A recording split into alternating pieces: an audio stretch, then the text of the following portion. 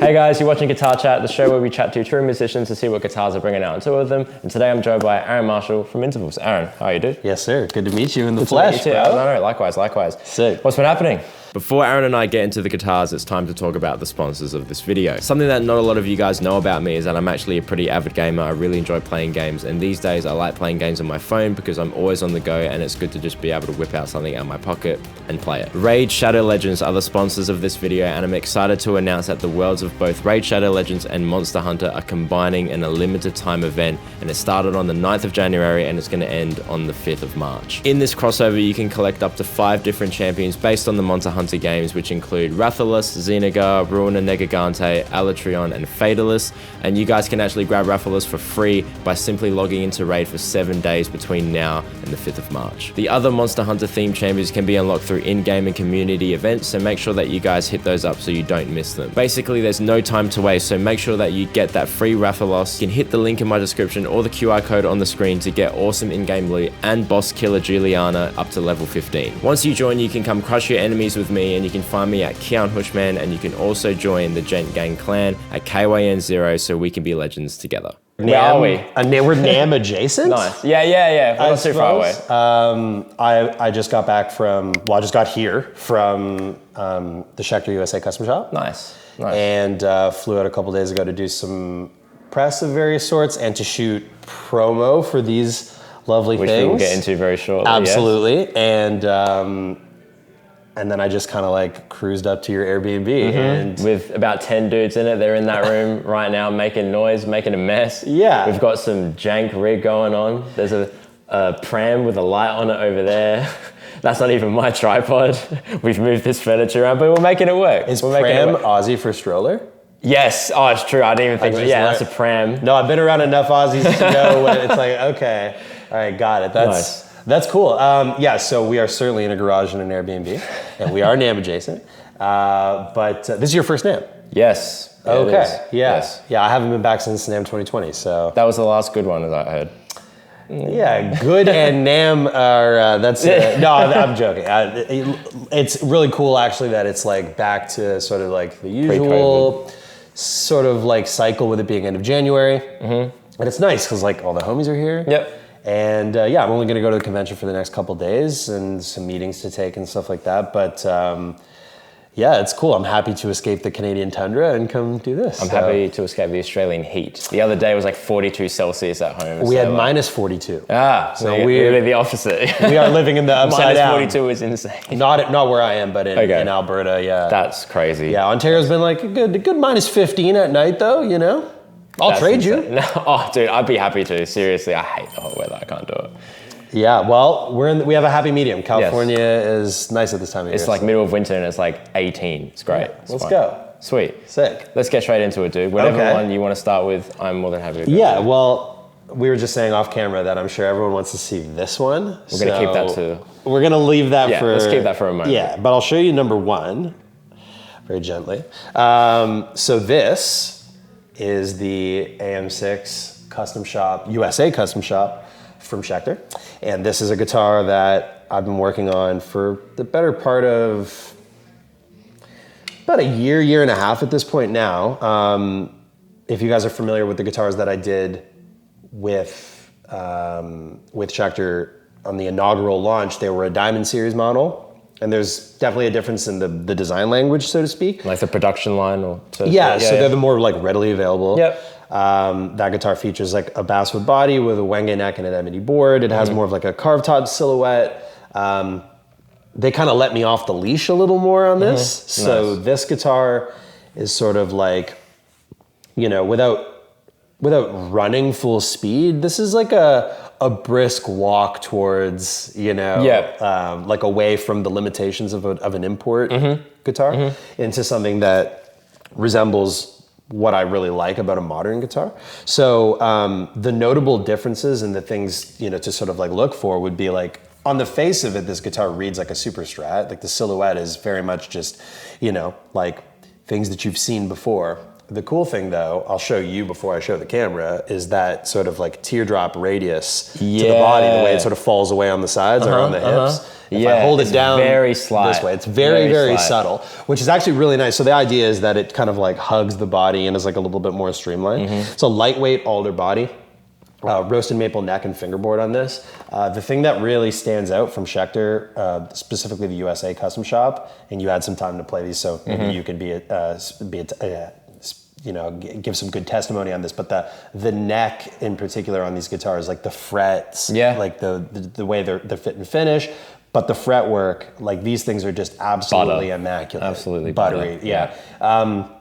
They have a combined, between Drew and the master builder Shigeki, I mean, there's probably over 40, 45 years of experience between the both of them. So these are heirloom quality guitars. 16-inch radius.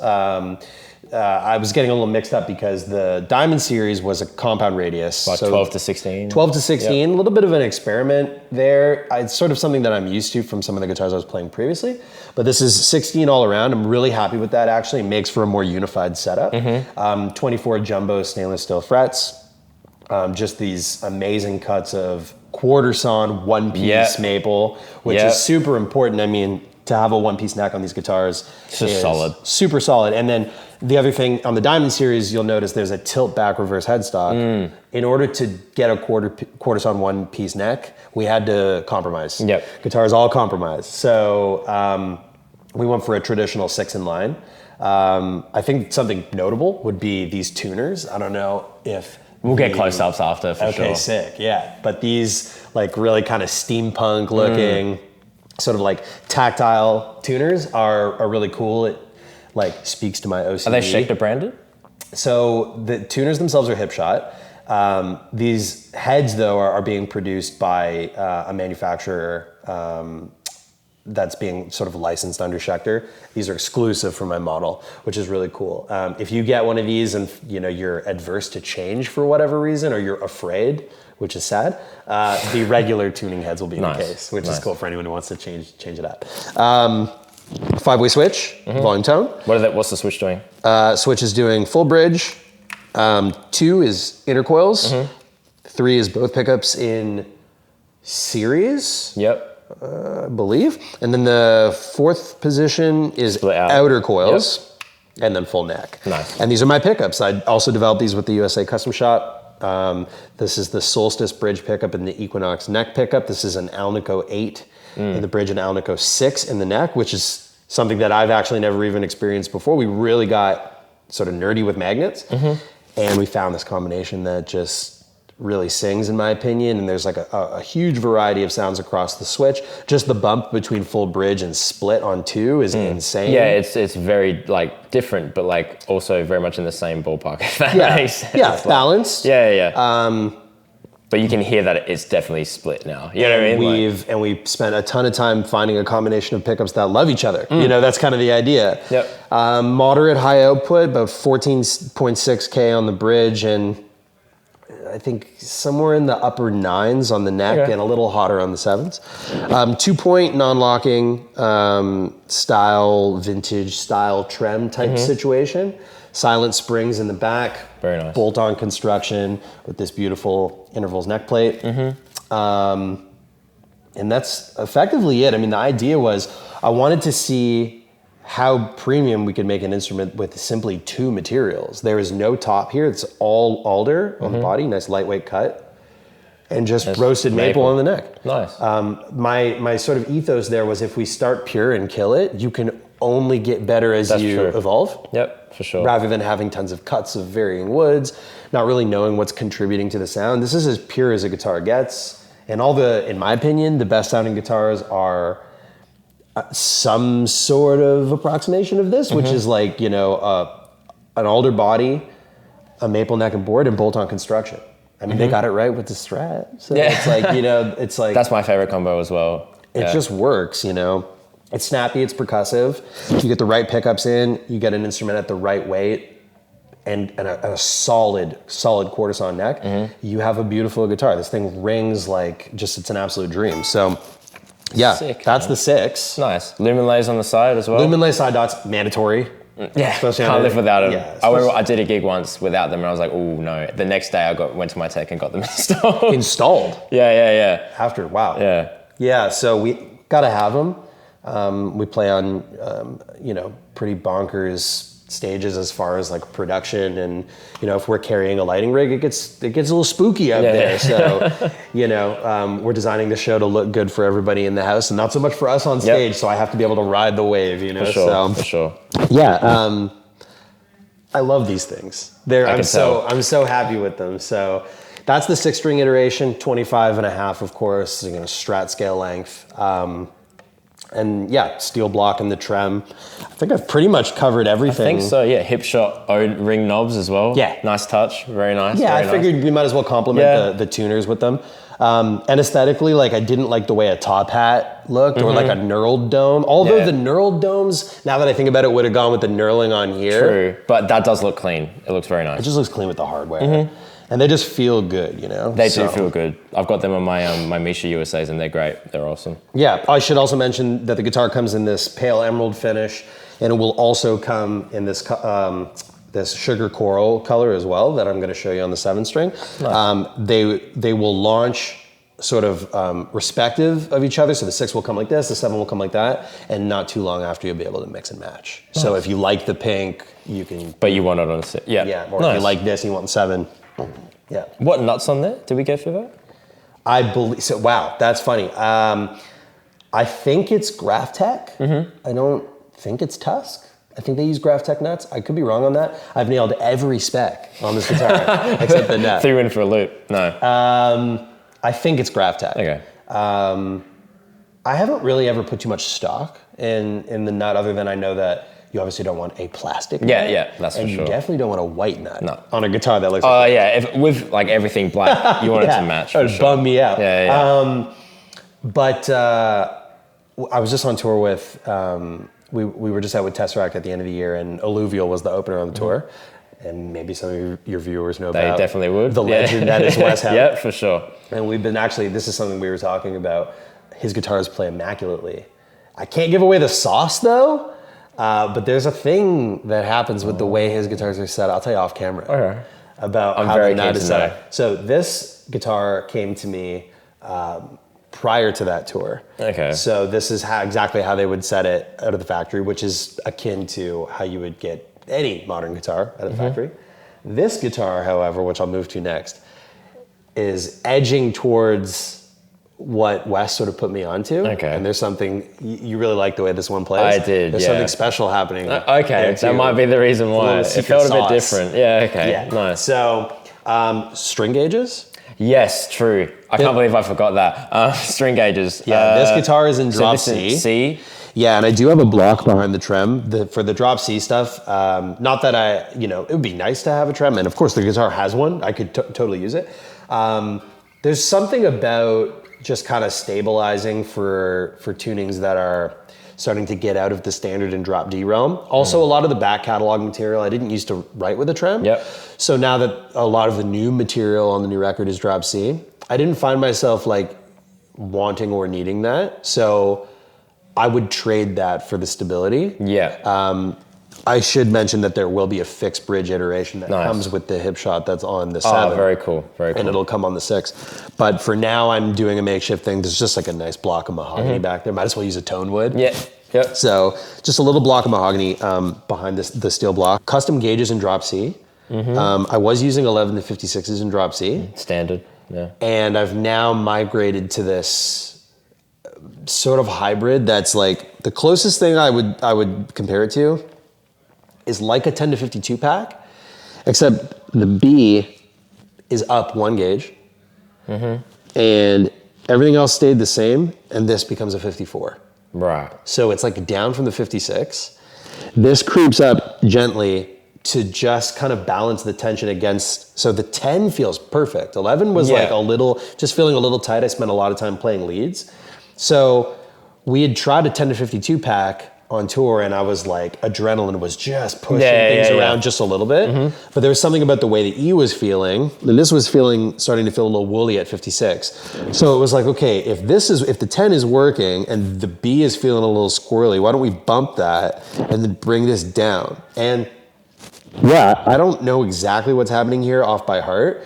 I just know the closest thing to it would be 10 to 52. Yeah. With a slight bump up here, and of all things, the B crept up. And what you get is just this really balanced Is it balanced in terms of like a tension calculator sense, where it's like everything's kind of creeping around the same number? Or in is my it just... hand, it feels that way. Okay. I would be willing to wager that if you ran those numbers, the way that D'Addario kind of does it on their packs, that those corrections intuitively would have probably got there, because in my hands it always just felt like I could push that B around so much. I just needed a bump there, but the 10 was just perfect. So it's like, okay, that could all stay, and everything else stayed the same. So imagine taking these 3 strings from a set of 10 to 52s, and then under the pick, the 56 started to just feel a little woolly. So I was like, you know what, 52 was kind of working when we tried the 10 to 52s, but I felt like I wanted just that little bit more, so 54 was the middle ground. Nice. So that's that. Man. Awesome. Okay. Fucking killer. Yeah, I really, really like these. There is another one that's exactly like it here in the boat. That's 10 to, this is drop D, 9 to 46 and drop D with the trem fully functional and open. Okay, sweet. But this is the one. This is the one. This is the one. Yeah. Let's get a nice shot for the camera here. Yeah, and I'm so stoked that you were enjoying it before, because I think everyone was enjoying it. This guitar really did turn out to be special. So funny enough, this one's ever so slightly lighter than the 6. Right. I think it has something to do with the steel block in the trem. Even though the body is slightly bigger on a 7, this cut is just so nice. And it wears so well on the strap. We just shot a music video.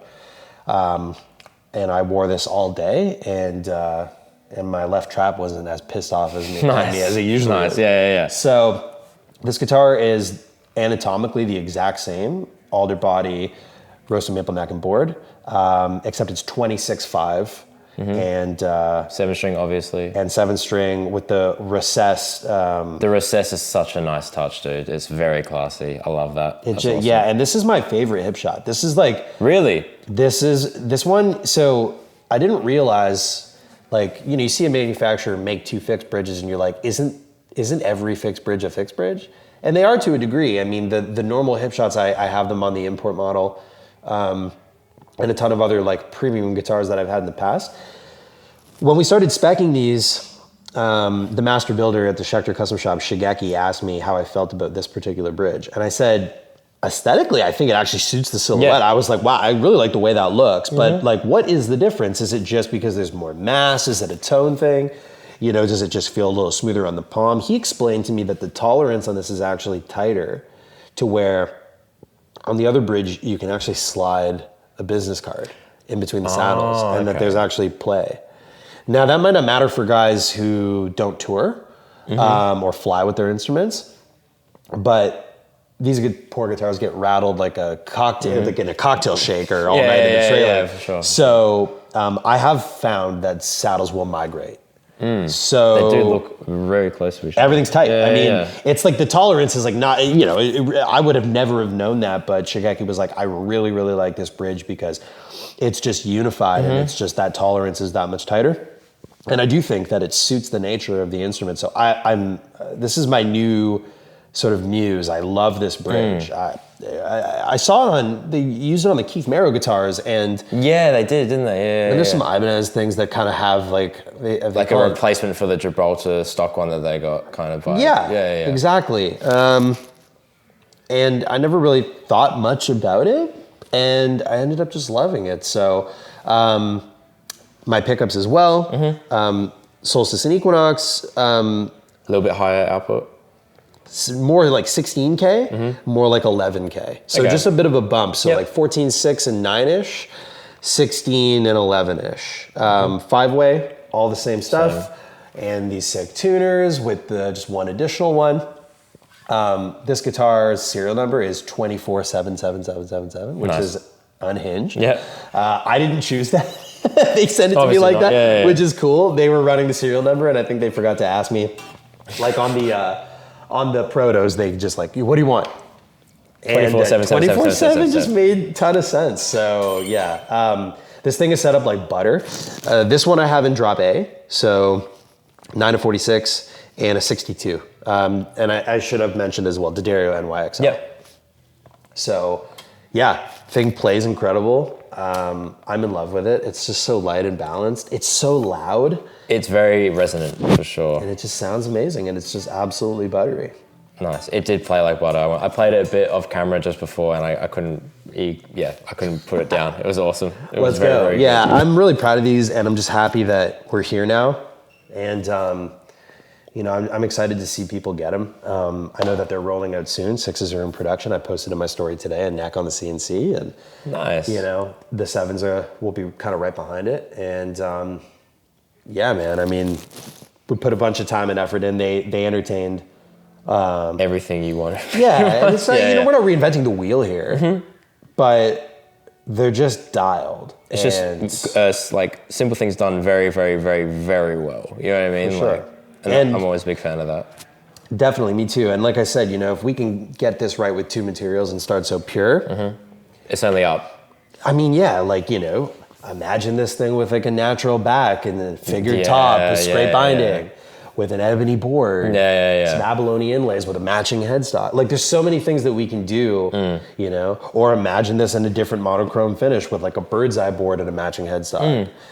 Maybe we take the lumen layer and we put them in the face. I mean, I got ideas, bro. So I'm down to keep iterating. I just love the silhouette. As soon as we landed on this, even in the drawing before I held the first one, I was like, that's the one. Yeah, that's the platform to build from, and nice.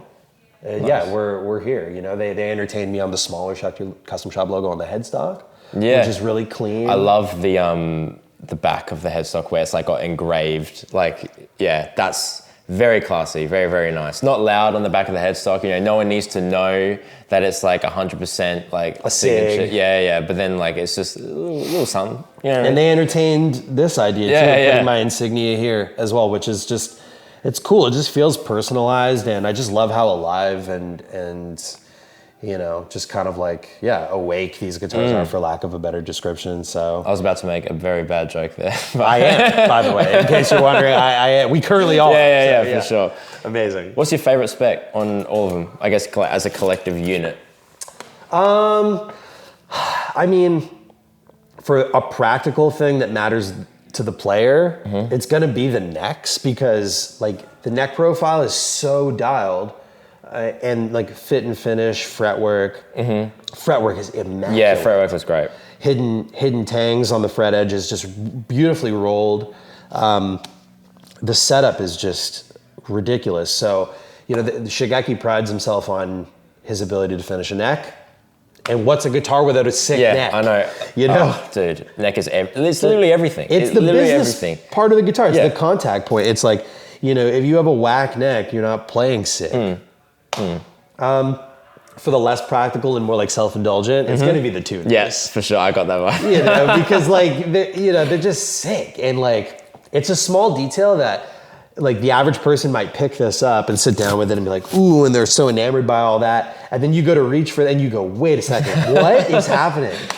So that's cool to me. From a functionality perspective, like the difference between that and just like a straight tune, like do you find them to be a bit more fine dialed? Yeah, you can feel the ratio, like just that little bit more. You feel very connected. For me, it was like aesthetics is one thing, but like being on stage and having to like, I often have to tune and do banter. So not that like negotiating where the tuning key is or whatever is like a problem, but the confidence of being able to know that if I land on the first one and just start rocking, that I can just get through it very confidently and just kind of feel really connected. And then you get that added bonus of the way it looks. Of course, there is a symmetry. It's just like straight inline looks great. Like everything has compromise though. And the trade here is you can't get a winder around them. Okay. So I'll be very think about I'll be very upfront. I'll say this. So you're just sitting there, just like turning it. But it's a locking tuner. So how much are you really going to turn it? Okay, true. It is a locking tuner. And they feel so good to turn that you want to turn it. You know what I mean? It's thought about. You think? My tech at home has this move. I've seen him take all the tension out, And then like there's this wax on, wax off thing I see Yeah, him do where right. he does them all at the same time. Oh, okay, I get it. The locks at the back and the thing. Like, Oh, okay, I get and you. you can turn them all with one hand. It's pretty cool. I mean, I guess in lieu of a winder, you do that. Yeah. I've seen a few people say, no, I can make a bit that goes on the winder that fits them. I don't know. I don't care so much. It does look very clean. I mean, I'm playing them. I'm not setting them upside stage. Yeah. So sorry, John. Sorry, Ben. Sorry, Ross. Sorry, Rob. Sorry, all my tech friends. Everybody. I know I love you guys, but they can suffer. You can enjoy it. the thing is, though, is they're so novel and they're so cool. Mm-hmm. And again, if it was a conventional tuner, oh yeah, like you can blame me for that one. But on a locking tuner, they're sick. Yeah, So. for sure. Nice, man.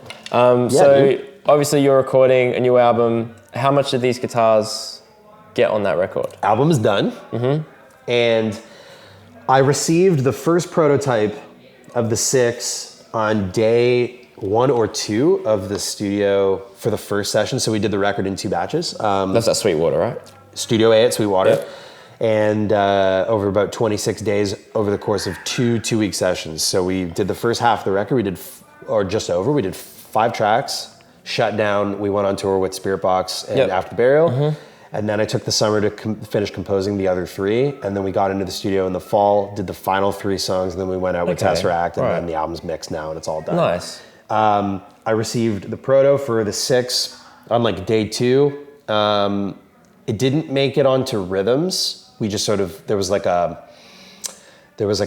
consistency that was happening with the guitar we selected for rhythms, or guitars I should say, which happened to be my Abbasis. Nice. Very cool. So it was actually a Legion 6 on the drop C material for rhythms, and my J Lorata 7 for the... Nice. Yeah.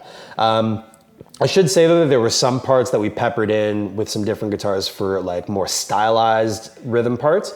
But they did a bunch of the heavy lifting. This guy started to show up, the 6 started to show up on leads. Nice. So it definitely started to leave my mark on some of the songs with the proto.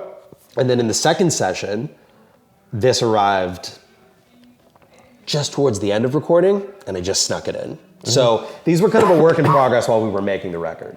Nice. And another question I had, was very selfish of me, is did you feel it like manipulating the way you play ever so like, did it dictate any certain like melodic choices on the record? Was everything kind of like already thought out? Okay.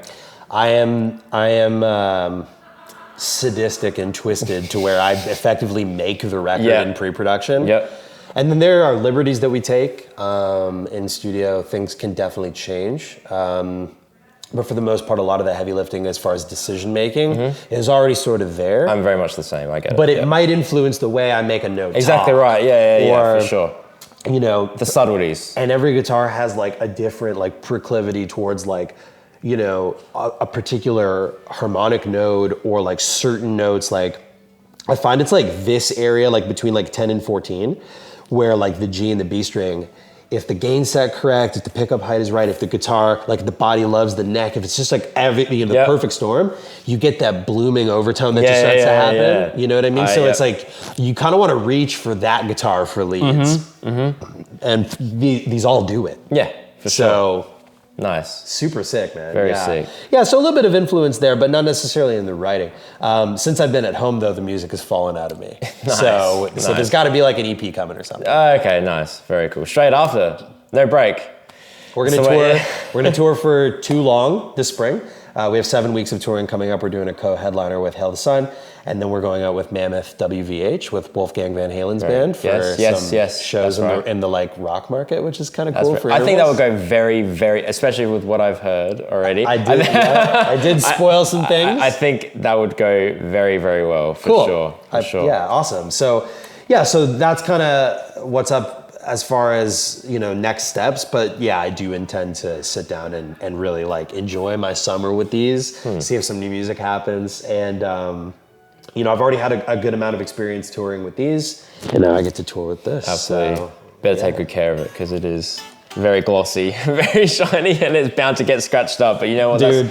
That's part of the whole thing, right? Yeah, I'll just I'll relegate it to relic. How's that? I'll just say, okay, you know what? I'll start dropping my keys on. That'd be pretty hard if you started like maybe later down like offering custom shops like relic versions. You know what? They Schecter USA Custom Shop will do checked nitro and these types of things. Yeah, dude. It would be pretty cool. Yeah, for sure. I am scheming for some bougie figured tops and some things, but for now I'm still in love with this monochromatic. Yeah, for sure. Oh no, so just clean. like the one color finish is like so underrated. Like, yeah, I know you like Josh's guitar. so good. Which actually has it's kind of the same. I'm not gonna lie. Like when you pulled out the case before, I was like, hey, "Is that my?" No, it's not. They like, could be friends. Definitely. It would fit in that case. And you know what's funny though? Different. While you know a color is a color, they couldn't be more different.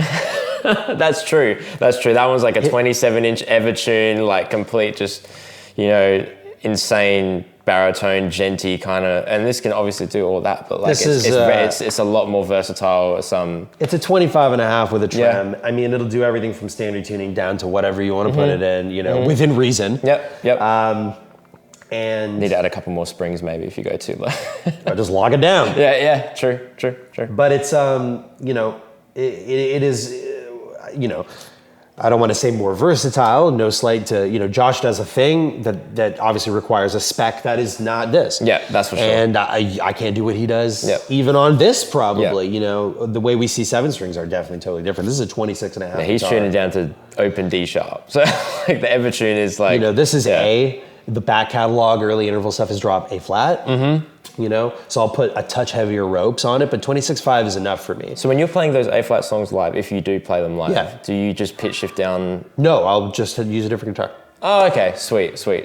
Yeah, that makes sense. Which is why I decided, even though the new record is predominantly drop A for 7 string, the idea was to still do a 26.5 because there is a feeling here. If I run 9s and you played this, it's got a 62 in A and it's perfect. Yeah. The idea would be that the ropes just have to get just that little bit heavier, like a 10 to 65. And then A flat is good to go. I have this idea in mind for future where, like, I've been really enjoying, there's a song on Circadian called String Theory, which is drop D with a low A. Yep. So that's kind of appealing.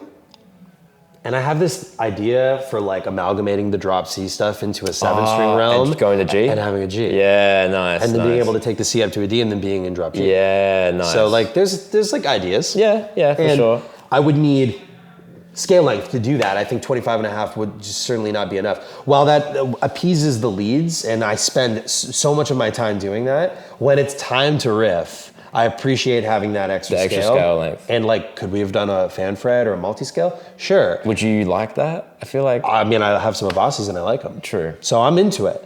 And for 7 strings, I don't do trem. It's all possible. Yeah. But let's start here. Yeah, for sure. You know what I mean? For sure. Yeah, man, I love it. So into it. Nice. I guess like the last thing I want to ask, just to wrap this up, because I'm sure a lot of people at home are wondering the same thing. How is it working with Schecter? What is like, how did that even start? Like, and how did it end up here? And just, I know you've kind of alluded to it. It's just like, it's been going really well, obviously. So. Yeah, I asked them if they could do a guitar shaped like a razor blade, and they said somebody had already asked. So. Well, now that that's out the window, now we can make a real guitar. No, I'm sorry. Yeah. I still managed to get tone that cuts though. Yeah. So, really cuts through a bit. So, all that aside, Schecter is an iconic brand. There is certainly a distinction between, obviously, I think what people have come to know for readily available instruments that are in, your local music store, which I will say are precision quality controlled. There are a lot of companies that produce overseas instruments that have them shipped directly from that factory right into music stores without ever laying an eye or a finger on them. Schecter is very passionate about receiving those instruments in Sun Valley, California, about 40 minutes up the highway from where I just came from. Nice. And they quality control everything there, reject anything that's not working, and all the good stuff is what goes to on the hook at the dealer or straight into the hands of the consumer. So I really like that.